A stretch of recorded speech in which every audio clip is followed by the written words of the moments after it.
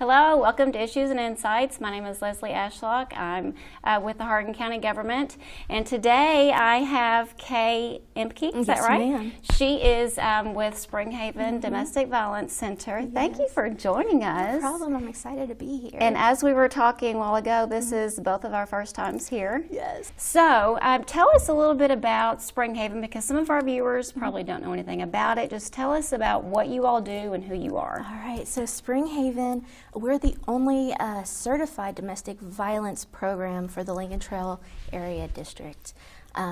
We serve victims of domestic violence and their dependents in Breckenridge, Grayson, Hardin, LaRue, Marion, Meade, Nelson, and Washington counties. Oh, wow. Yeah, it's a lot. Nice. And our victim advocates are amazing in those counties. We offer a safe shelter, a 24-hour helpline and information, individual counseling, support groups, safety planning, information and referral for other needed services, community education even, and domestic violence training. And we're also open 24/7. So anytime you need help, we're here for you. Nice. So the shelter here, where is the other closest shelter? That one, Kentucky? oh goodness, would probably be in Louisville. Okay. So there is one there that does that. It's called the Center for Women and Families. Okay. So you all are a complete nonprofit organization. Yes. And that means you are based solely on donations and grants alone. Yes, we're 85% grant funded, and the rest are just donations after that. Yeah. So with Hardin County Government, we kind of wanted to get the community involved. So we're partnering up with you all to do a Spring Haven donation roundup. So we've posted on our social media pages, and basically what we are going to do is try to get the community to get some donations together for your all's shelter, and we're going to run it the whole entire month of June. So follow us on our Facebook page. So tell us some more fundraisers that you all do throughout the year. So our biggest fundraiser is our New Year's Dash. It's on the 1st of January at 8 a.m. And that's day a after 5K. New Year's. Yes, Yeah. yes. Get out and run. Because that's what everyone wants to do. Right. But, it's a blast. And, they give out medals. And, I think that people have even dressed up in silly costumes before. And I don't think they've done that recently, but they have done that. And this is a rain or shine event. Yep. And I mean, people show up in the rain or in the snow. I mean, it's for a good cause, for sure. Yeah. And then also our other biggest thing is in October, it's Domestic Violence Awareness Month. And so we personally don't do fundraisers, but we get with other community partners, and they, on our behalf, fundraise and go all out. So they'll call us and be like, hey, this is what we want to do. What do you think? And, we'll jump on and be like, yeah, let's, And that's get great started. that they are reaching out to you all, that you all don't have to go out and try to find people to help and volunteers to help. They're reaching out to you. That's amazing. Yeah, our community loves us, and we love them for all their help. Yeah, for sure. So you all have a website. And on your website, do you list items that you all are in need of? Are those updated frequently? Yes. So we don't update it monthly. It's just based on need. So as long as it's up there, that is what we need.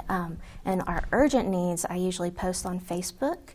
And, we just throw those out there. But we keep that updated. So anything you see on there is something that we're going to need. And you can always give us a call at that phone number. My office number is 270-765-4057 to, arrange a donation for that. Nice. So before we got started earlier, we were talking about how Spring Haven got started, and I was very intrigued. Yes. So tell us some about that. All right. So in 1984, Miss Dot Hansen, through Helping Hand, she, thought that there might be a need for just domestic violence survivors to have a place and to get back up on their feet. So they started with a 2-bedroom trailer. Wow, that's crazy. Yeah, so in 1984 they started that. And, through the first 2 years, it grew and grew, and it finally became incorporated in 1986. And then they moved to a 28-bed home after that, and it's just been growing ever since. Mm-hmm. It's crazy how one person has an idea that starts with something so small, and it grows to be something so huge. And we're touching people's lives every day, and I think that's just so amazing what our advocates do. Yes, that is amazing. That is amazing. So when victims and their children come to you all, contact you all, do they have anything with them? Do they have belongings with them? I know this sounds silly and cliche, but really they don't. They come, usually with the clothes on their backs. They don't even have IDs usually. Like, they leave that emergency situation and they just don't have anything. And luckily we're here to, to help them, get their IDs back, and to get, clothes and anything they need. We're here for them. And it's amazing. And you all actually help them get jobs. When they leave the shelter, you help them find homes for them out there in the and shelter. their children. That's amazing. I mean, we even drive them around just to, go look at apartments, and we go with them, and we get them, ready for life outside of the shelter.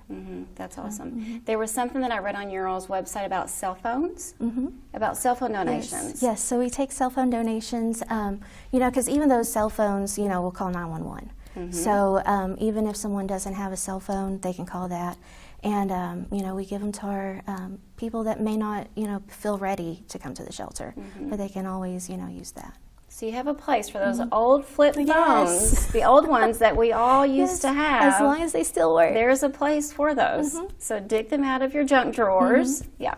So as far as visitors go, do you allow visitors at Spring Haven? So for our victims, we don't. We do allow their emergency contact to come and pick them up and to get information, but just due to confidentiality, we don't allow anybody else to come for them. Although we do allow groups to come out for tours, and that can always be arranged. And I'd love to show people around because it's beautiful. Yes, we were actually talking about that earlier too. I have never even been to the shelter. Yes. I started serving on the board in January, and the last board meeting, Tanya was like, whoever hasn't come, you need to come out and visit it. So I need to definitely get my own little tour. It's beautiful, and I can't wait to show you around too. Yeah, I'm excited to see that. So is there a time frame that victims can stay? Can they stay as long as they need to? Yeah, pretty much as long as they need to. We're here for them. Now, the average survivor, they usually stay about 6 months if they work the entire program.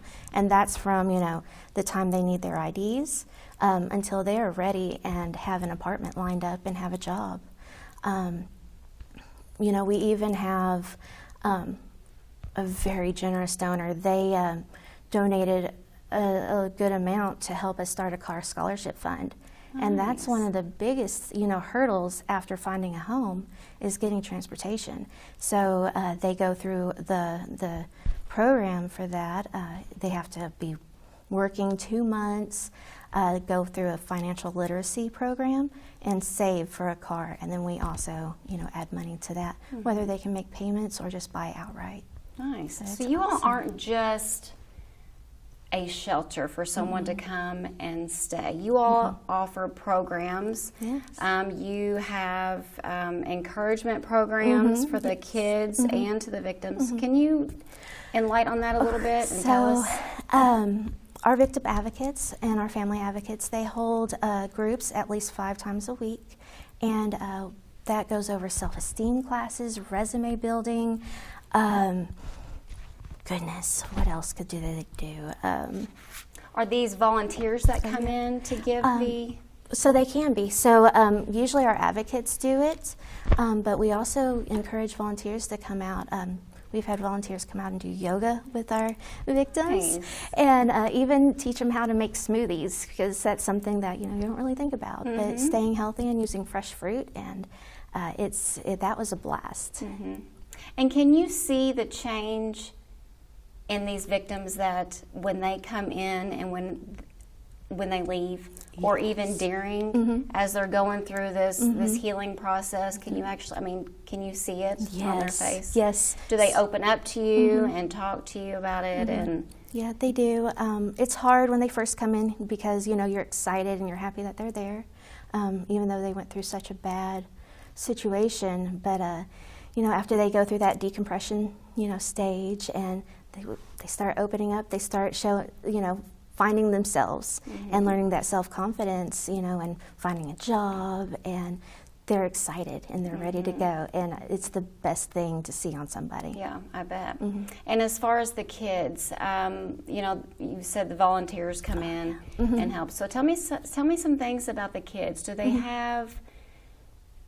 I mean, do you have a play area outside for the kids, or? We definitely do. So whenever our adults are out, you know, learning their resume skills and self-confidence and any of those other skills that we show them, the kids are off doing the same kind of groups. And, you know, they go play, they do group outings. We have a fabulous child advocate that takes care of them while the parents are off doing their thing, and they have a blast. And they have, you know, a playground out front, and it's huge. And they even have a play area inside that has so many things to do. They're happy and they're safe, and they have, And I think they know that they're safe, and so it really shows. So have you all talked any about expansion? Not right now. Yeah. So. I mean, is there a certain amount of victims that you can take? Have you been overloaded at times? Yes. What do you all do in that type of situation? Whenever our beds are filled up, because we can only take, you know, our capacity is 28, but we put them in local hotels and keep them safe, you know, and get them to where they need to be and to feel safe. And even outside of that, we can send them to other shelters, depending on what their needs are. And you all are completely free? Yes. Free of service? Yeah, absolutely free. So if anyone, you know, has a thought of, oh, I'm sure they're going to charge this amount, I'll have to bring this, you're completely free? Yep, just 100%. Free to we'll never ask for the victims to pay for our services or anything, and because, as we said, we were 80% grant funded. So let's talk more about the donation part. So what are some things right now that you are in need of?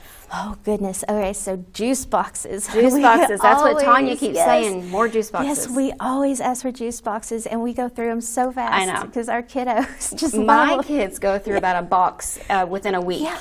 Exactly, and so they go through them fast. Yes. So we're always asking for juice boxes. And then bedding, that's another big thing that we always ask for, because it's just nice once you move into your new home that you have some, you know, bedding that's not used, and or something new to you that's So fresh. bedding, you mean blankets, or do you mean mattresses and bed frames? So blankets and sheets are the biggest thing, and then also pillows. We do work with a program that gets, you know, the mattresses and bed frames. So, and they're usually pretty great with that. Okay, so whenever victims come in, their room is all set up for them. Say they are there 4 months and they are healed and they are ready to go out and live life again. Do they take those items with them? Do they stay at the shelter? Oh, no, they definitely take them with them. They take them with you them. know, we make a list of anything that they might need, and we help them get it. So not only, you know, their personal hygiene items, you know, if they need pots and pans, we got those for you. You know, furniture, sofas, you know, let's see, even people have donated wall clocks, you know, because that's something you don't even think of, you know, for your wall decor. And it just brings a little bit more home to them. When I think of donations, donating anything, I mean, I think of paper towels and toilet paper and the juice boxes. I don't go above and beyond and think wall clocks or plants or, I mean, you need to, anything to get their home set up to make them feel homey. We were talking earlier about the victims that come into your shelter are not only women. No. You have men too. We do. That's amazing. It is. And not many people know about that. Yeah. That, you know, our services, we offer the exact same services to men as we do women. And even through the past couple of years, more men have stepped up and needed our services, and I think that's amazing. That is great. That That's they're, great. you know, growing that confidence that, you know, hey, we're here too. It takes a lot for someone to realize that they need help, but then for them to contact you all and say, I need help. I need somewhere to stay. I need someone to help me through the healing process. That's amazing that people will come out in our community. It is. And not just in Hardin County. How many other counties do we? It's all of the Lincoln Trail area, you know, the ad district, and that's what, 8 counties. So, and yeah, so if they're here. Yeah. So going back to the volunteers, are you in need of volunteers? Oh, goodness, yes. Yeah. We depend on volunteers. I mean, they do everything. We have volunteers that come out and, you know, help with our playground and do, you know, maintenance through there and get our mulch set up every year. We even have volunteers to come and help us do spring cleaning. Yeah. But even coming in and giving just a little bit of support to our survivors, even just a, hey, the community's here for you, and we want you to succeed. And that goes such a long way. Yes. So how would someone, if someone wanted to volunteer, do they contact you all? Is there an application process? Do they have to go through some kind of screening? Yes, so there is an application. You would just give me a call at the office, and I will send you out an application. You would pass a background check, and we'll talk right after that background check comes back on what you want to do and how you can help. And we'll And is there an age limit on this? No, there's not. No? Okay, good. So we've had, you know, scouts come out and help before, Nice. and all kinds. So it's been pretty great. You know, there was this one time last year we had a couple on Fort Knox come out to help us with our mulch on our playground. We thought it was going to take all day, but it only took them 2 hours. Knocked it out. Yes, Got they it did. done. So they got it. They did really great. Good, good. So what else can you tell us? Is there anything else that we haven't talked about? Yes, there is. So there's always this huge stigma going on whenever somebody comes to the shelter that thinks it's going to, you know, be cold and institutionalized, and that's just not the case here at Spring Haven. We try to be as close to home as possible. We're huge. You know, we have 28 rooms, amazing common areas. We have an adult-only living room, a gorgeous dining room.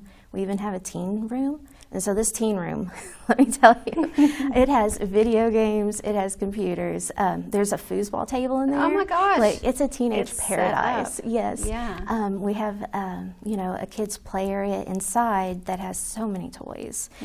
And, you know, and the kiddos will always find something to do. And it really is, once you walk in, we try to fill it with, you know, serenity and calmness, for it's a place to grow, and it's just not what you would expect it to be. So it's a home. It is. It's definitely a home. Yeah, it's their temporary home. And I'm sure the victims become family with everyone there. They do. You know, the kids collaborate together and they play together, and it's very homey. Yeah, it is. Yeah. It is. So Tanya, I'm going to talk about her just a few goodness, minutes. yes. Little Tanya is retiring. She is. What are you going to do without her? I don't know. It's been, you know, she's been there 22 years. She's a walking encyclopedia Yes. on all things domestic violence. Yes. So it's going to be really hard, you know, with her leaving. But I think that she's leaving it in good hands. And she's been there for how long? She's been there 22 years. 22 years. Yes. Does she have plans after this? Does she know what she's going to do? Is she I going don't to think travel?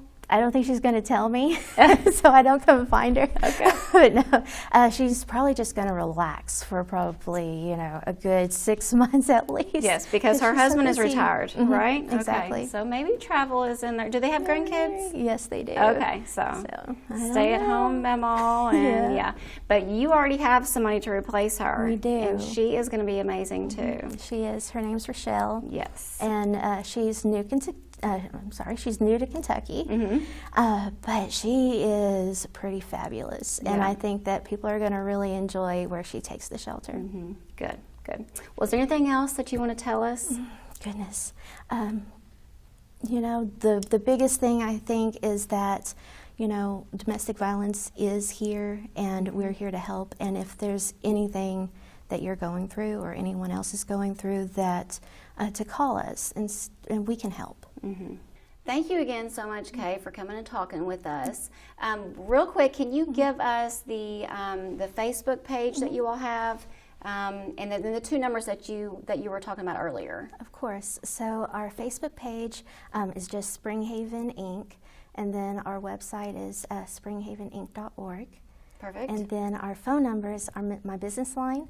That's 270-765-4057, and that's, you know, for donations or anything, you know, for volunteers as well. Okay. And then our crisis line. And this is the 24/7 line that you can call anytime. Okay. What's that number? And that is 270-769-1234. Okay, and those will be at the bottom of the screen as well. There has been, I'm sure, so many viewers that didn't even know about Springhaven, didn't know you were here. So if you know of anybody, if you are the victim of domestic violence, please reach out. Don't wait until it's too late. You all have a 24/7 phone line that they can contact you. Call them. They will be there for you to talk, to give you a place to stay. Thank you again for joining us. Thank you for joining in and viewing Issues and Insights. I'm Leslie Ashlock. Have a good day.